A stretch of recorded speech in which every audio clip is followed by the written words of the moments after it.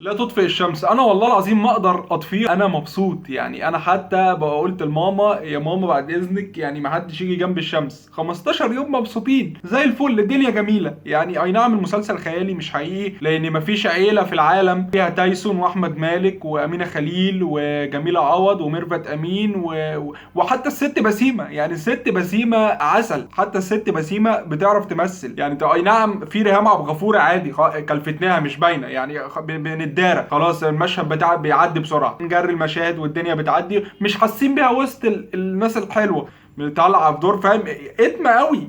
ليه يا ريهام يا حبيبتي؟ يعني ليه؟ يعني تقول لها اعمل لك بيض، لا عايزه بيض بالبسطرمه. هو معترض على اي حاجه، هي عايزه اي حاجه غير اللي هم عايزينها. والواد يا عيني غلبان، الواد كل شويه يعمل لها كده، واللي هو يعني يا رب انت اللي بتعمل فيها كده يا رب. يعني انا يعني الكاست كله يعني ملك يحب حبيبه وامينه خليل تحب واحد جان، وانا احب ريهام عبد الغفور. ليه يا رب؟ يعني الواد على طول كده يعني، هو ماشي في المسلسل عامل كده بس يعني. اللهم لا اعتراض يا ابني، ربنا يفك كربك. امينه خليل يا امينه ما تضحكيش والله، يعني بنتعب، احنا بنتعب لما انت بتضحكي. انت ما بتضحكي عايزين نتجوز، طب هنعمل ايه؟ مش هينفع. ما هو مش هينفع خلاص، يبقى ليه نضحك؟ ما نمثل عادي يعني. شيرين رضا، ويعني مش يعني هو تقريبا قال لهم هاتوا يا جماعه كل الناس اللي بتعرف تمثل في مصر. فتحي ابو وهاب بيمثل. فتحي اول ما فتحي ابو وهاب بيمثل يا جماعه، بيمثل صح والله. فتحي ابو وهاب يا جماعه بتاع سبوت، انا حبيبك يا نور.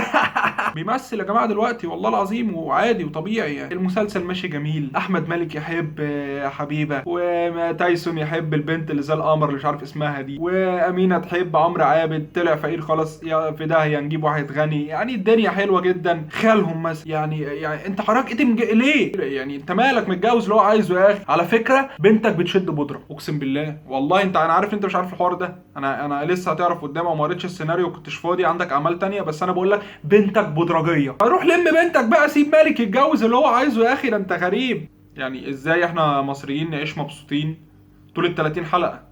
خد تعالى بقى في شخهم بقى مره واحده بقى. هوبا حبيبه تنتحر، هوبا احمد مالك هينط في النيل، هوبا تايسون اتخانق مع حبيبته، هوبا امينه خليل هتخون جوزها.